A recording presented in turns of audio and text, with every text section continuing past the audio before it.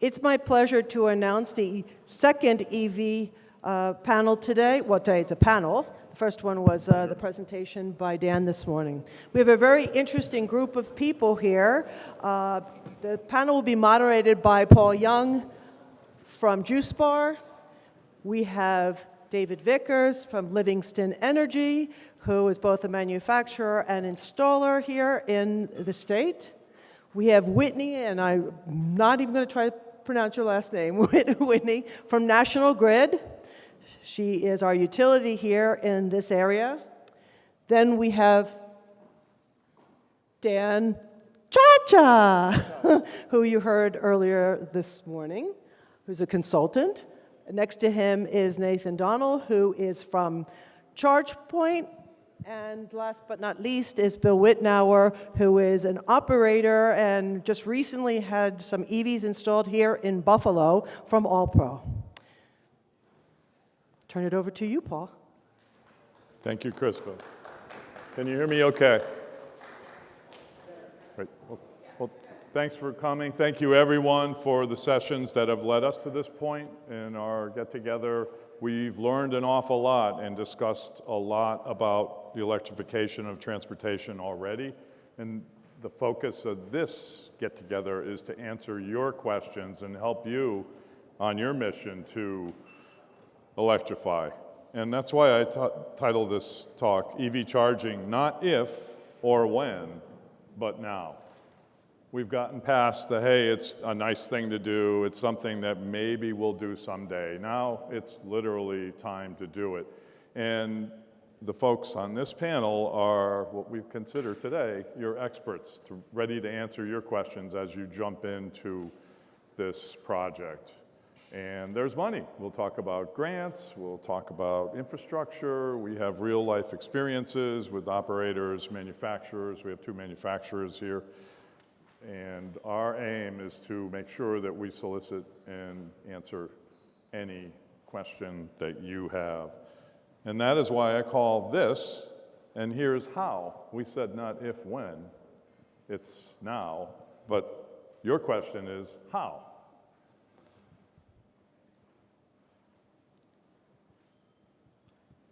Here's a wish list for all of us to think about, and you can add to this. What do you want when you're finished with your installation project? You would like charging that is safe, reliable, and fast.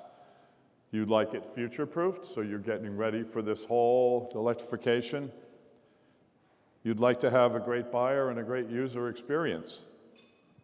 You'd like to be able to custom configure your setup. Do you want to do a blend of some DC, some AC, level 2s, level 3s, so on?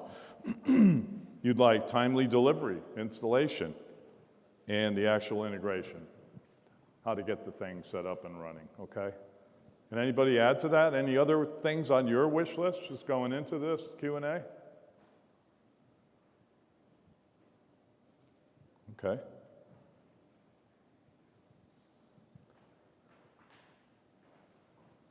Here's some beginning questions to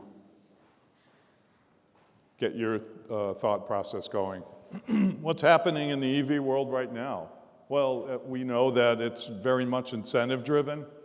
People are waiting for programs to either have the bucket refilled or programs coming out of Washington, whether it's, excuse me, inflation reduction, DERA, all of those are funds related. That's why we're exceptionally happy to have Whitney here, because there's money available right here in this neighborhood in New York State right now to help you get these projects off the ground. What's coming? Well, we mentioned it a little bit, coming from the White House, President Biden's inflation reduction. That is, and Dan did a good job of laying out the EV corridor in this morning's presentation. Every 50 miles, a major installation with infrastructure, hopefully it's available from the grid, I know it is, but if not, we'll build it. So the cars can go along the interstate and max 50 miles. Certainly there'll be times when there's stations and places to charge with less than 50. But the idea is, and this is happening, to build major infrastructure charging locations along the highways every 50 miles, federally funded. How we doing so far? Any questions? Okay, all right. Well, let's go right to the next one. What funding options are available right now? Okay, and I'm going to flip back to the slide that talks about just that. And New York State is fortunate enough to have both Con Ed and National Grid, for starters, working with money right now. And it's not just New York State, but we're really talking to a New York audience. And the Make Ready program is very well run. Whitney's here to speak about it. We do have an active installation that just went in down the street next to the tower over on Exchange. And Roger's here. His location has just gone live with some charging equipment thanks to Whitney. Whitney, could you expand a little bit on Make Ready and just hit on the good points? Sure, thank you so much. And good afternoon, everyone. Delighted to be here and represent National Grid. We are one of 6 utilities statewide that is implementing what the state has defined as a Make Ready program. New York State is the second largest EV charging incentive program behind the state of California, with in sum $701 million in ratepayer-funded incentives to put in 50,000 plugs before year-end 2025. So incredible mountain that we're climbing, and we need customers like yours and you to join us to be able to accomplish those clean climate goals. National Grid's portion of that $701 million is $143 million to implement 16,000 ports. So I'm on a team of sprinters, if you will, and we are doing it. We are looking for hand raisers, and we do that by way of approved installers. Livingston, David here, is one of the most active installers in National Grid's program, and we will fund up to 100% of the cost of putting in the infrastructure for EV charging. We don't actually fund the hardware portion, but as Paul mentioned, there are other state and federal tax incentives that can help with those costs, and potentially some additional funding through NYSPTA that we anticipate in the near term. So there's an opportunity to potentially, have a project fully funded. And clearly, as Paul stated, the signs are very clear.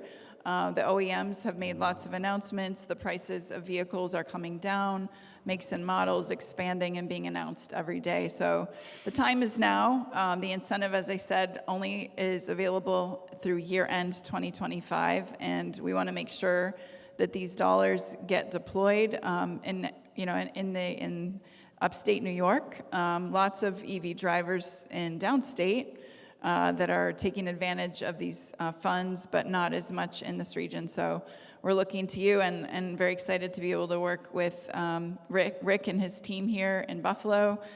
We have 5 projects underway, soon to be completed through an installation with Fry Electric. So they've taken on some of those jobs, and also the Buffalo Civic Auto Ramps working with us as well. So thank you, and I'd be excited to take some questions. Paul, what's next? Great. You mentioned NYSPTA, and I know that's a different entity, but their bucket is currently empty, but it sounds like there's some hope that that's going to be refilled. I know that's a big question out there in the community. People are looking for that extra help on the equipment side as well. There's some indication, 3 primary segments: workplace, multi-unit dwelling, and public destinations in disadvantaged communities.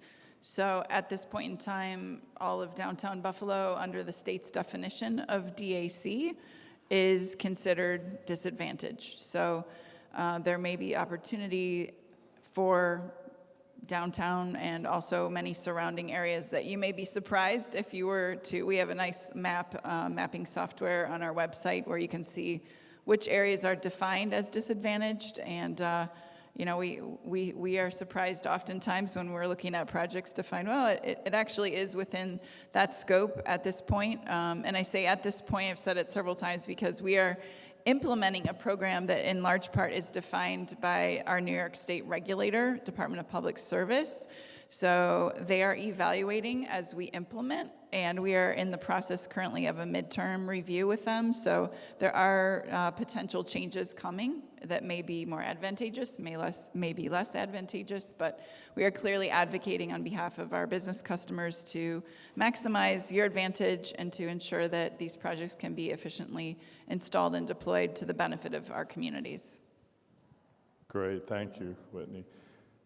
Bill, from a parking operator's perspective, have you, in your quarterly meetings or monthly meetings with the property ownership, has EV charging been showing up as agenda bullet points more and more now? And are they aware of programs like what Whitney was talking about? Definitely is a common topic, especially with municipalities, but it's something that we bring up to owners as a potential incentive or add-on to the parking experience to make their parking lot more attractive to both their employees and potential customers. And if I'll just touch on that real quick, I think if you're out there as an operator, owner, and you're thinking, okay, this EV stuff, there's a lot. There's a lot out there. How to become an expert? My first bit of advice would be don't. It's changing constantly. You have to break it down. That's why this panel has 5 experts. You know, you can't know it all, and it's constantly changing. So know that you can't know it all, and start reaching out to the right people and getting a feel for how it is at the moment. And then the second thing I'd definitely emphasize is don't put it on the shelf. Because if you put it on the shelf, it's useless information 6 months from now, because that's how fast things change. So, you know, if you're looking at it and you're thinking about it, get moving, get active, talk to the right people, and get their project started. And with people in the utilities, and of course, obviously there's businesses trying to make money, they're going to help you. They're going to get you across that finish line. Thank you, Bill. These are major construction projects, especially the DC fast charging installations. It takes an awful lot of work, design work, engineering work, so you definitely want to start early. And also on the grid capacity side, what you want to know if the local substation or the vault out in the street here has that available 480 power. You certainly need a lot of juice if you're going to dispense it. And that's an incentive as well, you know, to get in early, because there are certain areas that are grid constrained. Downtown Buffalo is a perfect example. So for these higher load projects, the sooner the better. If you want to have a shorter timeline and to have an easier go at it, it's definitely reason to let us know early and to put in for a new electric service request or a service upgrade. These projects can take some time, and we want to make sure that we can keep it all moving down the tracks as quickly and as efficiently as possible to meet your goals. Yes, sir?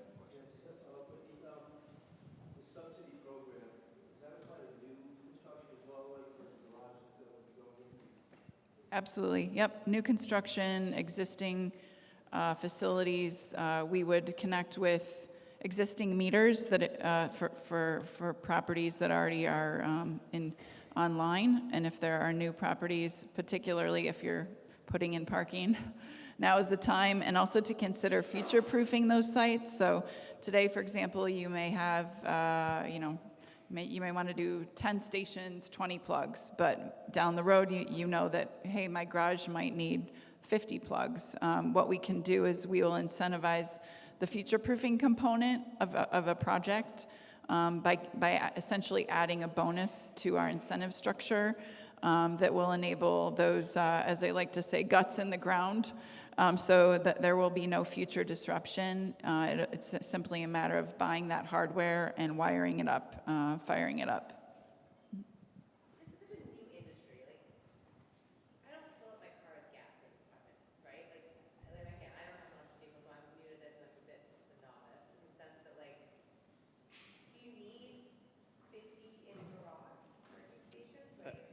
That's a great question. I go from home to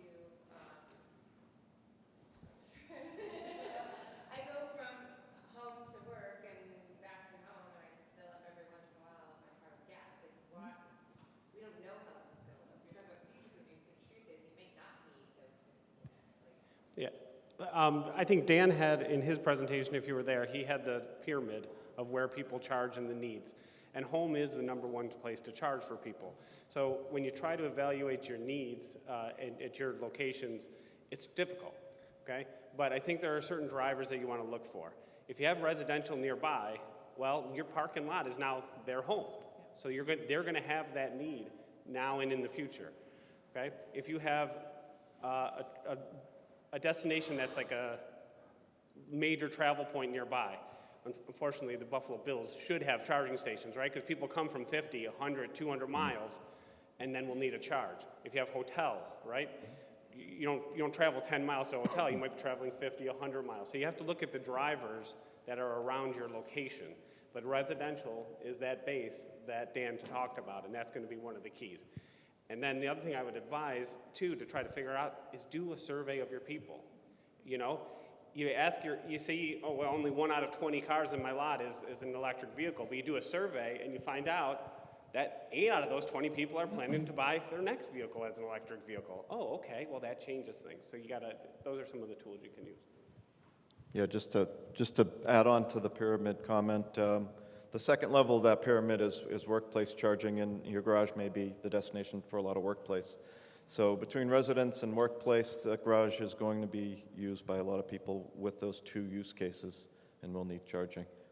The ratio is yet to be determined. Maybe it's 50, maybe it's more or less, but there will be a certain amount in those locations.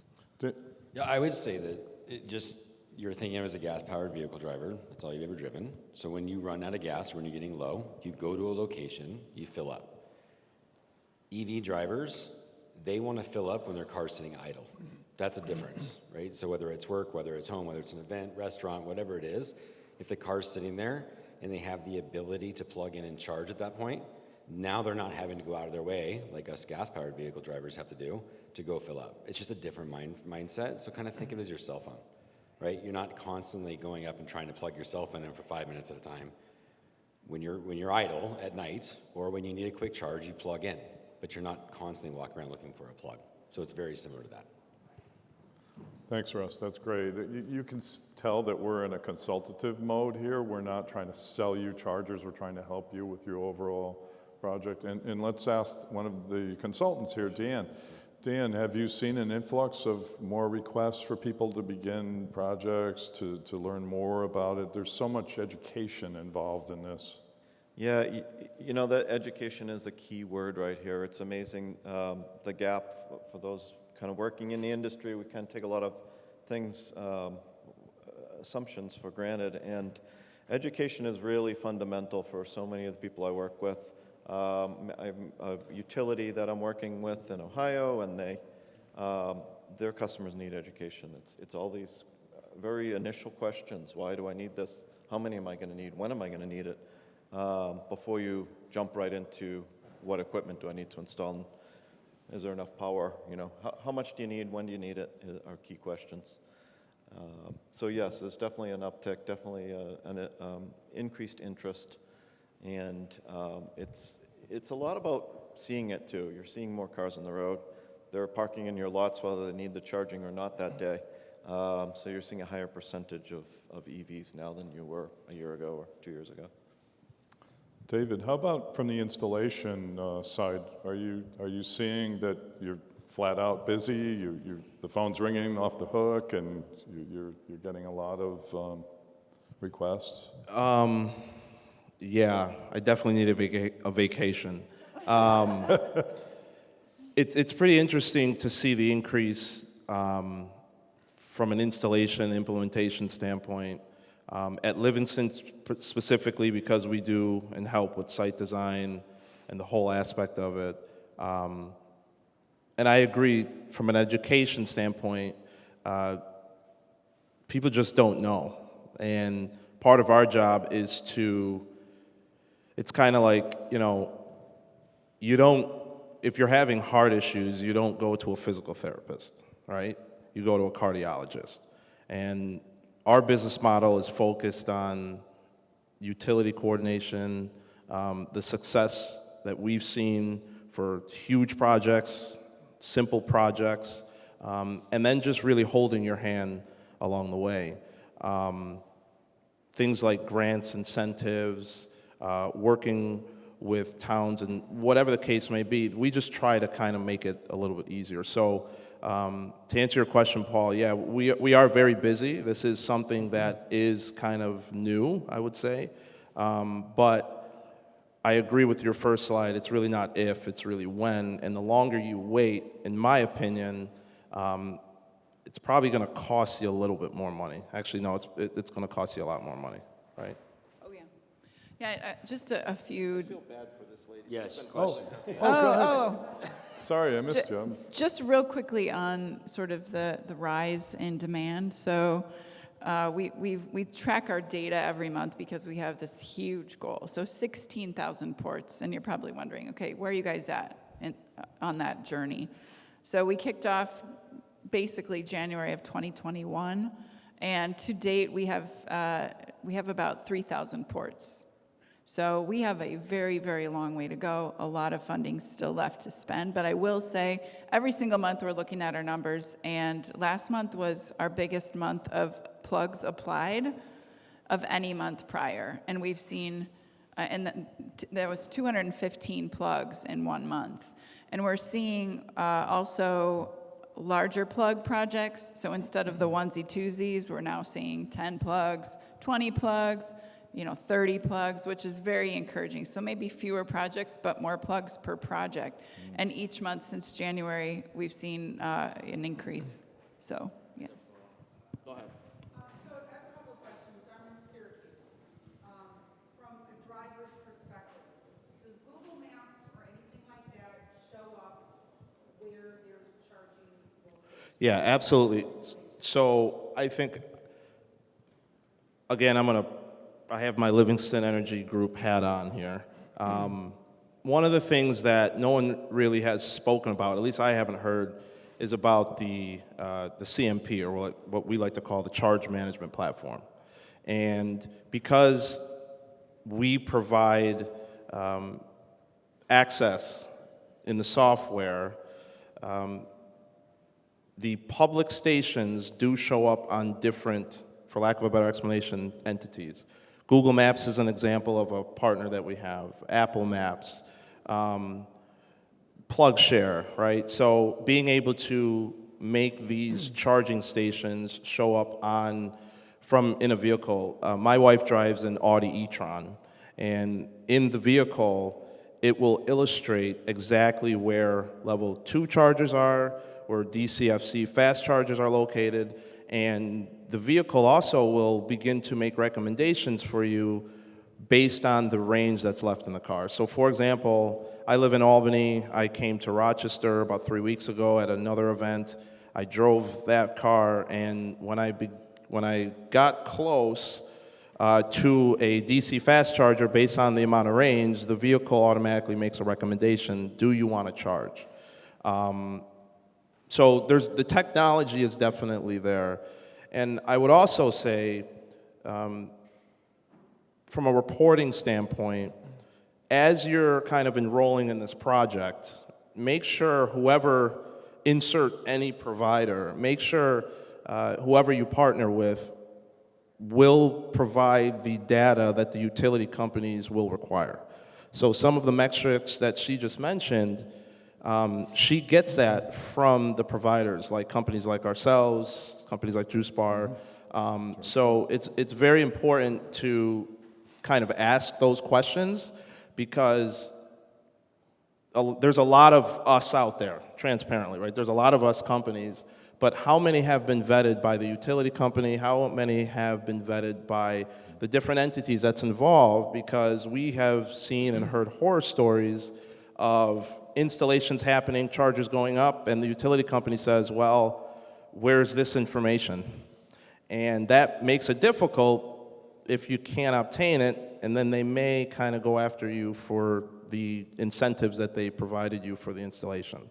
So again, there is a lot involved, and it's back to the education that you're kind of asking the right questions, which is kind of part of what our business model is focused on. Thank you, David. But- Just to calm any anxiety in the room. Thank you. No, I just want to be crystal clear. So the Make Ready incentive does require that the customer work with a community of vetted installers. So there are over 500, I will say, that are technically approved in New York State to work in our service territory, and even more in other service territories. But of those 500, there are only 38 companies that have done work with us. So you're going to want to, think hard and long about that, to work with a company that has experience, that has credibility, that has customer successes, experience that I hear about. And when I hear about a happy customer, I'm happy with that installer. And there are several that are great, and Livingston is one of them. And I would encourage you, obviously, your smart shoppers, to always get multiple bids. Make sure that you have found a partner that you want to work with, maybe someone that's local, maybe someone that has certain affiliations. National Grid has a really nice list of those 38 companies up in the ballroom at our table. We have a nice folder with that information. So phone numbers, email addresses, and the beauty of this is these installers are going to take care of the application on your behalf to National Grid for the incentive. So you don't have to do any of the work. You have to obviously be there at the site visit. You have to walk the property. You have to determine where you want and work with that installer to draw up the plan and agree to the bid. But once that happens, they will be the shepherd of your project. They're going to go after the incentive. We're going to communicate that to you to say, okay, we're going to bring $30,000 to your project. And once you agree, sign the terms, then they'll do construction, and we pay the incentive at the point when the stations are activated.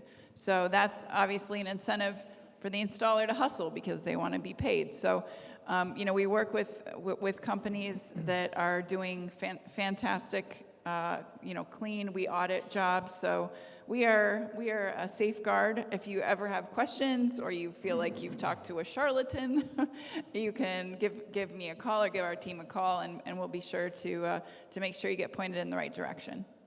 Thank you, Whitney. I love that term, shepherd your project. And please consider everybody on the stage here an expert that can help you shepherd your project. Roger.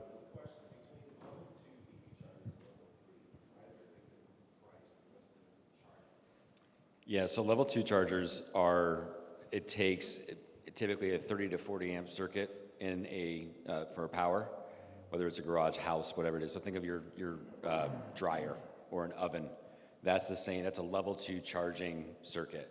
A level 3 charger is, think of your house plus your neighbor's house plus your neighbor's house. Like, that's the amount of electricity that needs to go into that, because you're talking about 25 to 40 miles of range per hour on a level 2 compared to a 150 to 400 mile range per hour on a level 3.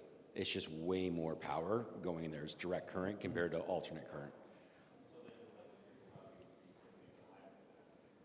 Not necessarily. So, yes, highways is a big thing. So think of the gas station, right? Like a bank of chargers, highway, quick 15-minute charge gets you to your next route, whatever. But it's also thinking out of other solutions where you have a TNC need, short-term pickup. So airport parking, short-term airport parking lots is a good opportunity for level 3 chargers. So TNCs can come in there, do a quick charge, pick up their passengers, come back, and so that's their fueling station. Buffalo Bills, for example, if they have something where they're having pickup drop-off for TNC, that's another opportunity. Level 3 chargers are not necessarily put in every garage for a couple different reasons. It's a longer-term stay. Garages aren't actually designed to have someone come in for that quick of a turn.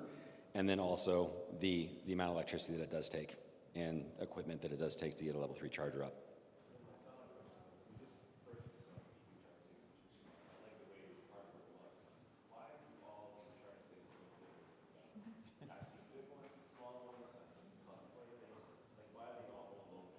Yeah, it's like a vehicle. All the vehicles on the road are different. Like, it's a different manufacturer, different look, different feel, however they design it. It really is it's the manufacturer's decision on how they want to design that. Great question. Over here, in the back. You, sorry.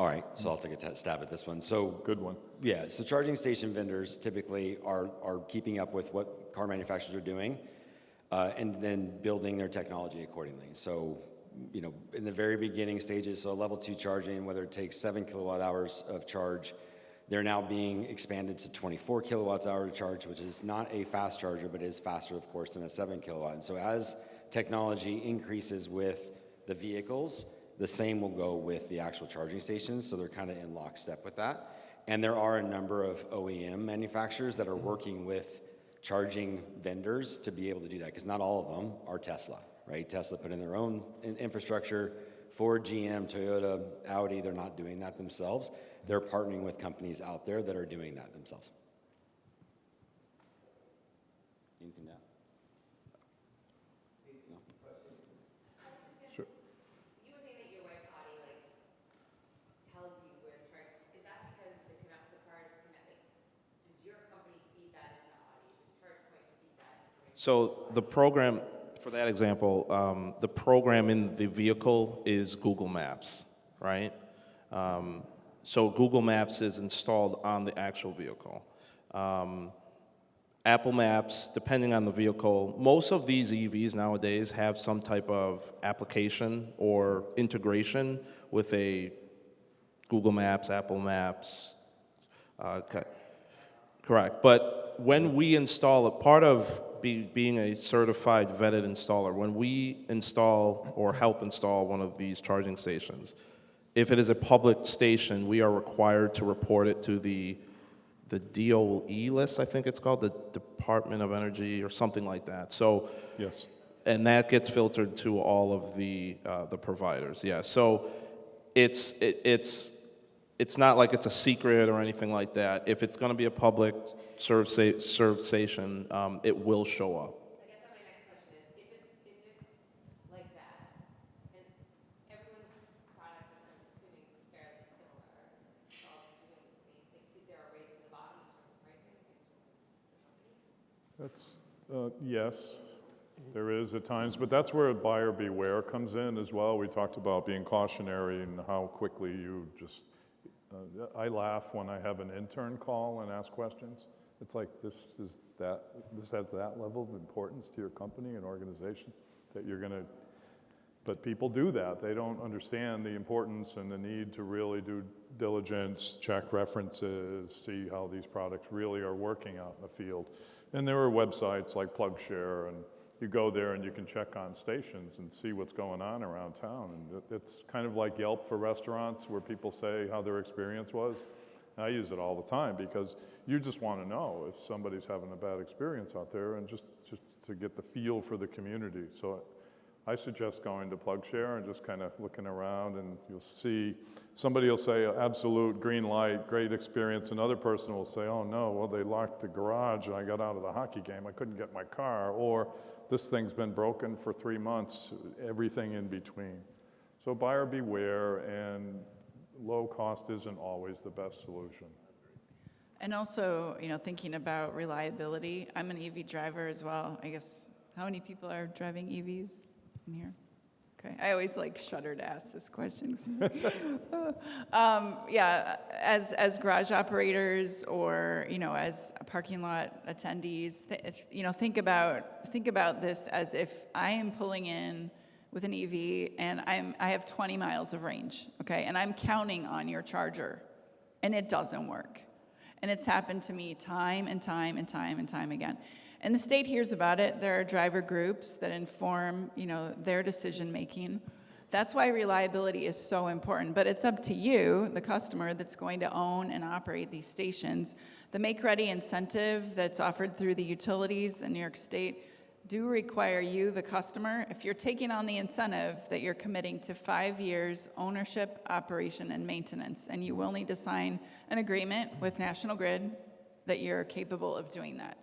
And the state will be monitoring that. And as David mentioned, we do owe the state quarterly data on the stations that are funded to highlight reliability, utilization, to essentially allow the state of New York to say to you, the ratepayer, here's how your investment of these dollars that you're paying on your utility bill every month are being deployed for the benefit of communities.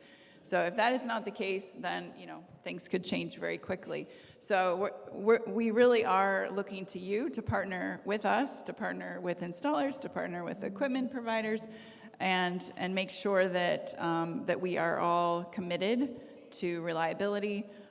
Thinking about the day when you pull up and you're counting on that. And I could tell you stories, but I'll save them for sidebar conversations. Yes, sir. I think Matt had a question.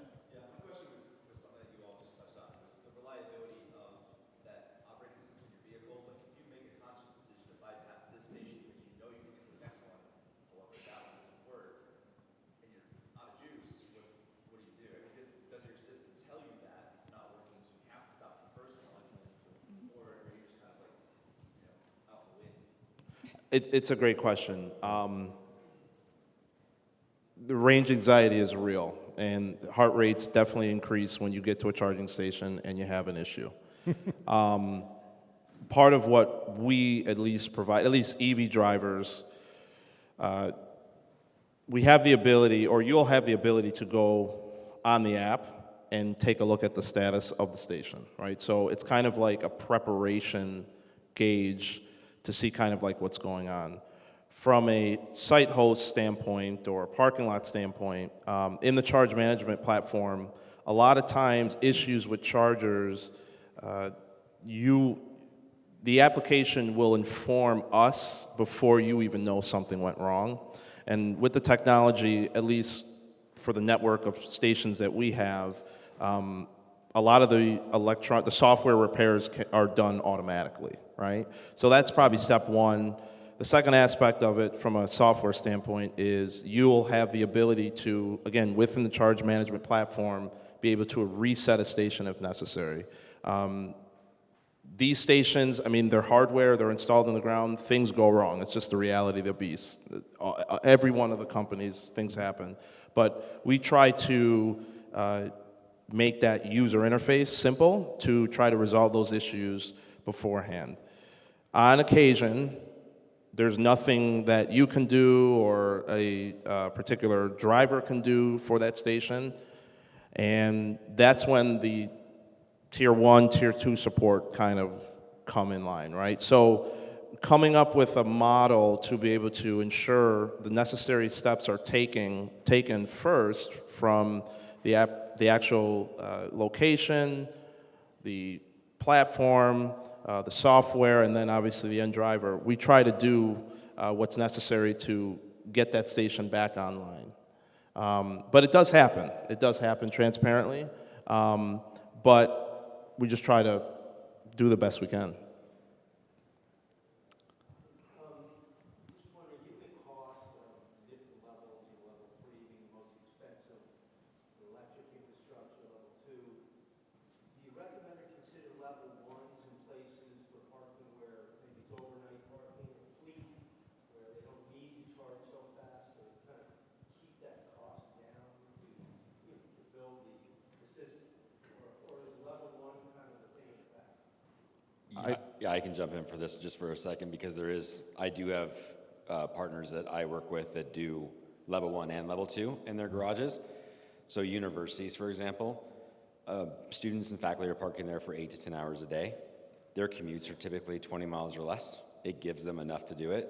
The challenge with level 1 is, in most cases, if not every case, you don't get the data behind that, so you actually don't know how much electricity is being drawn.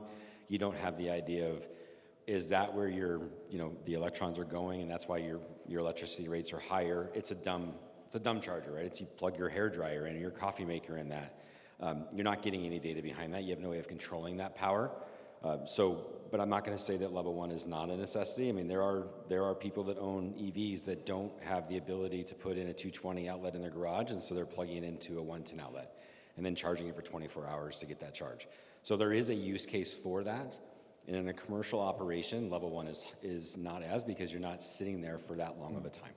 Like a fleet, like a municipal fleet that's sitting overnight for 12, 14 hours, would you recommend potentially level 1 for that? We don't. to answer your question, we don't recommend level 1 specifically for the fleets that we work with. We really try to push like a 7.2 kilowatt level 2 charger because, kind of like he said, and I agree, if it's a dwelling place where these buses or vehicles are sitting for a while, a level 2 is sufficient, and it makes it a little easier in our experience. It's kind of how I would answer your question. I'll add that you never know when that vehicle's really going to be needed. You could have one break down or something else happen. So you want to have the confidence that that's a full battery. And these 100 kilowatt batteries now, even on level 2, that can be a 12-hour fill up. So, you know, they come in with the vehicle, 5 o'clock, they punch out, they go home, you start charging it. Well, if it's on empty and it's a big 100 kW battery, it's going to literally take all night to charge anyway. So level 1 is risky because you truly just get that trickle charge. I'll be a little bit of a dissenting voice on the level 1. I think there are some use cases where it is a good entry point. Airports that are average dwell time is 2.5 to 3.5 days, depending on the airport. That's sufficient, and if you don't want to put the resources into either to go DC for quick turns or valet, so you can move them in and out of a limited number of stations, level 1 can work in that situation. I think the reason a lot of people are drawn to moving to level 2 is the cost difference really isn't there. I mean, it's a very small cost difference to move from level 1 to level 2. You're already bringing an installer in to do level 1 to get electricity to that point, possibly already reserving that space for charging. So at that point, bring it up to level 2, it's not that much more expensive. I'll also say that our goals, the 16,000 port goal that I mentioned earlier, was allocated in such a way that, and defined by the state, the allocation formula, but 15,000 of those plugs are level 2, 1,000 are fast chargers. And that may change. Again, the state may decide to reshift that allocation, particularly with the recognition that there are use cases and appropriate use cases for installations and inappropriate use cases for installations. For example, and this is just, I had to giggle about this. We had a project come in at a bowling alley, and the owner of the bowling alley wants a fast charger. I have no idea why. You know, because people are going to be at the bowling alley 2 or 3 hours. A level 2 would have been completely appropriate. I think he looks back on that decision today, and I haven't asked him point blank, but he probably thinks, wow, that was ridiculous because it was extremely expensive, and nobody's using it, or very few people are using it, and they don't need a quick charge. So I think, you know, it's a matter of kind of talking to some experts and making sure that you're choosing the right equipment for your business needs and within your budget. And I will say there's quite a wide range of equipment costs, different makes and models and brands, and typically we rely on the installer to make recommendations that fit your use case and fit your business need and fit your budget. I'd like to add to that, because another thing that people don't understand is load management, right? So with the technology of these newer vehicles, what we see a lot that people don't really get is when the vehicle is charging, I'll tell a quick story. That same trip when I was coming from Albany to Rochester, I stopped at a fast charger and the vehicle was at 30%. The fast charger, I think it was a 175 kilowatt fast charger.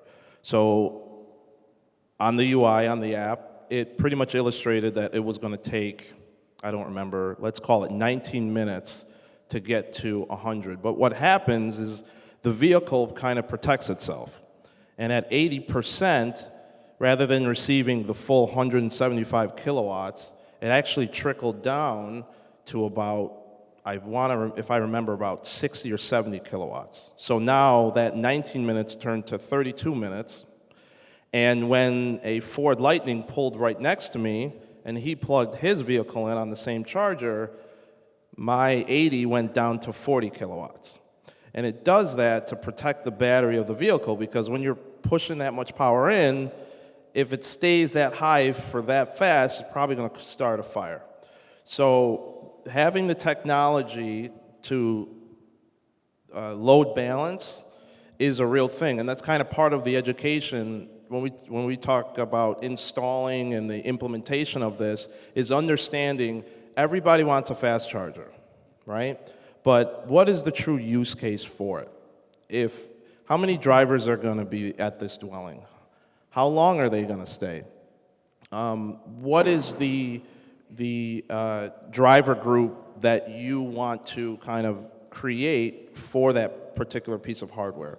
And understanding kind of the new technology of these vehicles is very, very important. And as the batteries get stronger, meaning they can handle more power, and it's something that we just need to make sure that we are scaling to be future-proofed. I feel bad for this gentleman right here. He's been holding his hand up. So, go ahead. What's your question?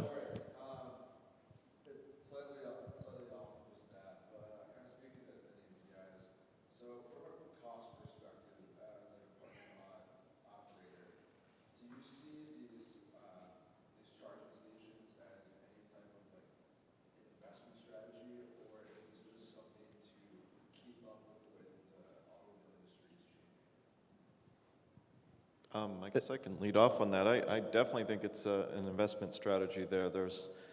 I put some benefits up earlier on my presentation this morning, and there's revenue that can be achieved through these, especially as utilization increases, advertisements, but bottom line is it's an amenity. You're bringing people there that may go across the street to that charger across the street or down the road. So it's definitely something that you can be left behind if you're not staying current with this. It is a device to bring a very highly desirable clientele to your business if you're a business. And in general, it's an amenity that's just going to be needed. I generally agree with that, Dan, but I would warn against thinking you can get a simple ROI equation out of it. You're going to be getting money back for your parking space. That's good. But if you say, I'm going to charge 30 cents a kilowatt hour, give 14 cents of that to the utility, I'm going to make 16 cents, and this thing will pay for itself. Well, not in 2 or 5 or 6 or 7 years, not just on what you're charging for the privilege of using the charger. You have to look at the bigger picture. You're bringing in a new parker potentially. You're making it more attractive to your tenants, your office tenants, your residential tenants.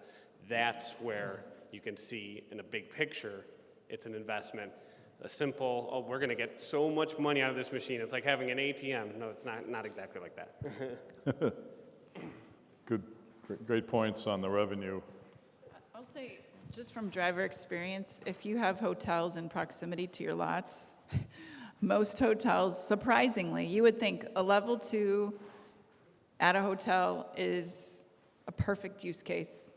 I don't want to stay at a hotel overnight without a charger if I'm coming in an EV. But there are very, very few hotels that offer level 2 charging. And if they do, it's probably broken. So I have found myself exceedingly delighted when I'm in a downtown and I'm staying in a hotel. Oh, there's a garage over there. Thank God it has a charger, and I'll walk 2 or 3 blocks. So think about your neighborhood. Think about the use case for not just people that are coming in at a venue maybe right next door, but maybe down the street. So I'm a Marriott guy. That's where I stay. So thankfully we're here at Aloft, which is a Marriott. Marriott actually has a filter on their website that says, do you want EV charging? And it'll filter out their locations. It's pretty cool. So it's moving in that direction. Nice. This is just actually a bit of a ridiculous question, but so you're going to charge your car and it's telling you it's 19 minutes, and now it's 32 minutes. Where are you? Like, what do you do? And I know this is like, are they going to start to build out like units? Like, you go to a on-route or but you go to a gas station along the highway, let's say. If I were to charge my car there, I'd be fine. I'm going to get Burger King or whatever. But like, What do I do? Instagram, TikTok. So, it's a great point. The answer to your question is, what did I do? I worked. But usually, I think, like we talked about before, having these stations, what we've seen, it's tremendous at areas where there is some type of dwelling, bathroom, restaurant. We've done parks, amusement parks. We've done multifamily, hotels. I agree with what they said about the hotels. I don't go to a hotel unless they have some type of charging station.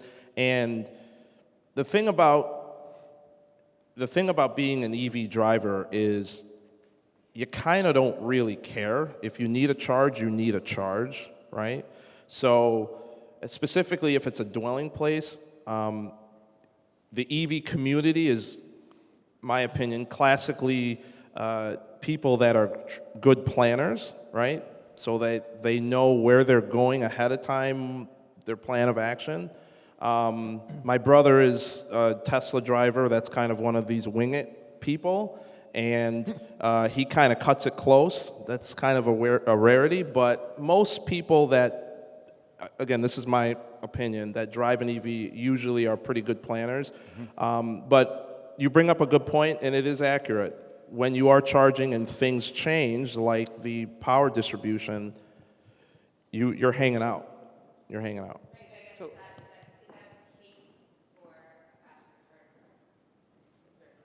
Well, that was a faster charger. That was a fast charger. That was a fast charger, yeah. The level 2, kind of like what Dan was talking about, the level 2 charger obviously would take a lot longer, but this example was a fast charger. And I will also say, make sure you do some homework. Or your vehicle will tell you, or PlugShare, any of these apps. Not all fast chargers are made equal. There are some fast chargers that are not exceedingly fast.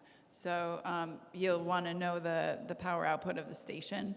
So, 50 kW is a slow fast charger, okay? But the one David pulled up to, 175, is fast. And, but it does prevent the topping off because it's protecting your battery. Your vehicle is doing that by intention. You want to talk about demand charges? so I was just going to make a quick comment. I love that we're getting a lot of questions from specific people. All you got to do is find a person who drives an EV. We love talking about it, okay? Yeah, exactly. Or CrossFit, same thing. They just can't stop talking about it.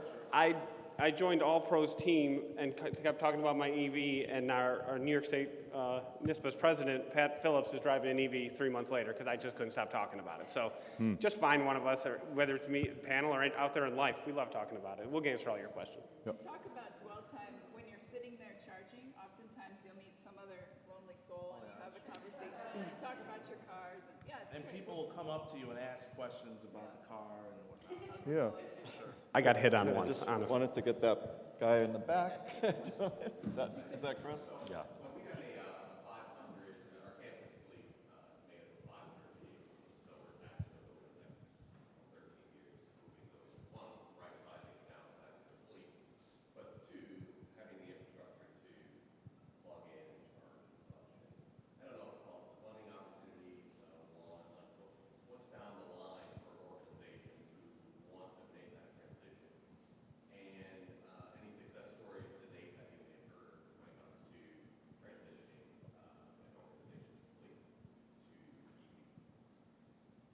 That's a good one for you, Dan.